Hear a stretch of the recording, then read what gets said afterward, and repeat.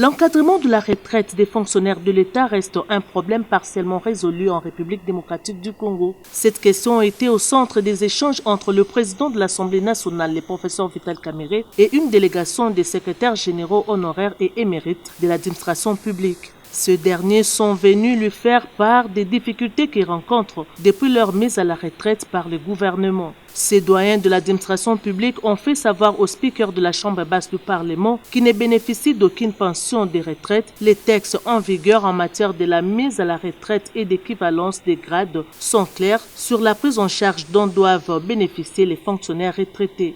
L'ancien secrétaire général au ministère des Sports, Barthélemy Okito, qui conduisait la délégation, a rappelé au président de l'Assemblée nationale qui sont au nombre de 81 secrétaires généraux émérites vivants et 25 décédés issus de la vague de 2009, 2017, 2018 et 2022. Tous souffrent du problème de prise en charge, notamment pour les soins médicaux et allocations funéraires. Par ailleurs, tous n'ont pas encore bénéficié d'une décoration du gouvernement pour leur loyaux service rendu à la nation. Nous avons parlé au nom de l'ensemble des agents retraités d'abord, les calvaires que nous subissons tous.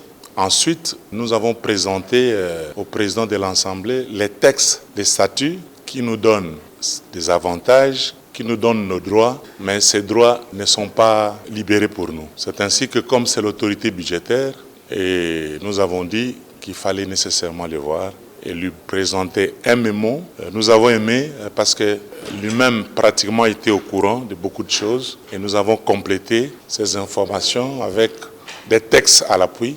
Et il nous a très bien réussi et nous le remercions sincèrement. Le président Vital Kamerhe a salué la bravoure de ses fonctionnaires émérites pour les services rendus à l'État congolais pendant des décennies dans des conditions de travail presque semblables au bénévolat. Vital Kamerhe promet d'inscrire la question sur l'encadrement de la retraite des fonctionnaires de l'État dans les débats à la plénière au cours de la prochaine session. Il a par ailleurs exprimé son souci de voir cette procédure de mise à la retraite et l'assainissement du personnel de l'administration publique des parachever afin d'arriver à une bonne mutualisation des efforts entre les structures sectorielles de l'État pour répondre aux attentes de la population.